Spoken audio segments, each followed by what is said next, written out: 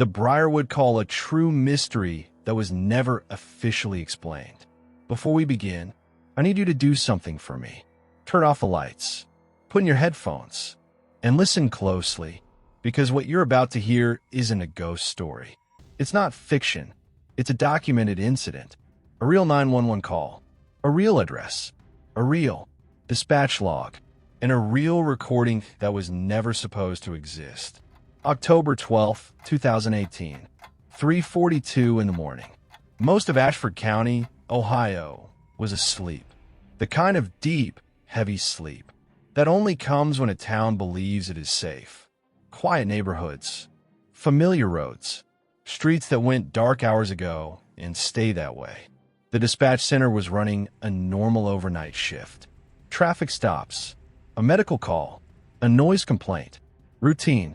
Then, at exactly 3:42 a.m., an incoming call registered in the system. The source, a landline, Briarwood Lane. The dispatcher answered the way they always did. 911, what's your emergency? There was a pause, just a fraction of a second. Then a voice came. Through, low, controlled, deliberate. There's someone inside my house. The dispatcher asked for the address. The caller confirmed it, calm, precise, unhurried. No trembling in the voice. No gasping for breath. No screaming in the background. Just restraint. The kind of restraint that comes when you are terrified of being heard. When asked where the intruder was, the caller said something that made the dispatcher pause. I think he's in the walls. The caller didn't say this without reason. For several nights leading up to that call, there had been sounds. Not loud sounds. Not the kind that jolt you awake. The subtle kind. The kind your brain tries to explain away. Soft scratching behind the drywall. Faint shifting, like weight redistributing itself slowly, carefully in the space between the interior walls. At first, the caller assumed it was the house settling. Old wood, cold. Nights, natural movement. Or maybe animals, a rodent that had found a gap in the foundation. Something small, something explainable. But each night, the sounds got closer. Not louder. Closer. By October 12th, whatever was making those sounds was no longer on the other side of the house. It was right there, just beyond the drywall. Inches away, and that night wasn't scratching.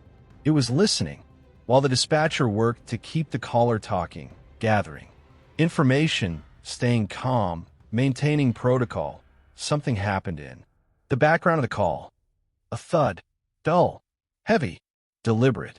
Not furniture falling, not a door slamming. Something shifting, something repositioning.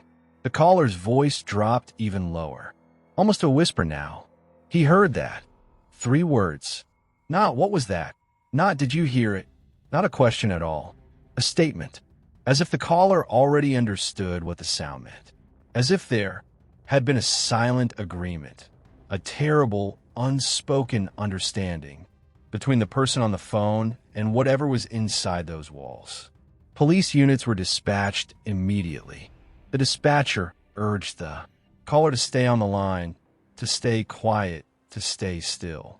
And then, the connection dropped. No scream, no cras, no sound of struggle, no final words. Just silence. Then a dial tone. Then nothing. Units arrived within minutes. They approached the house on Briarwood Lane with cautious urgency, aware that someone had just reported an intruder, aware that the call had disconnected abruptly. Prepared for anything.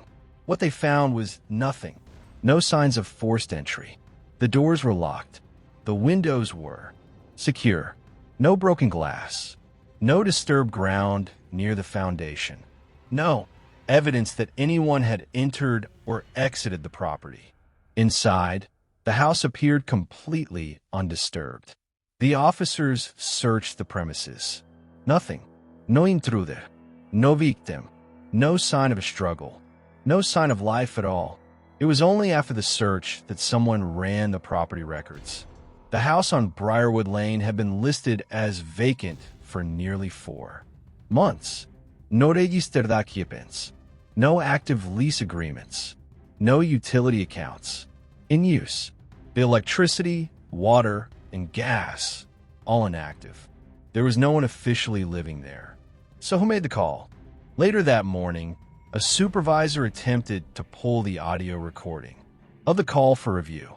Standard procedure. The system log showed everything it was supposed to show.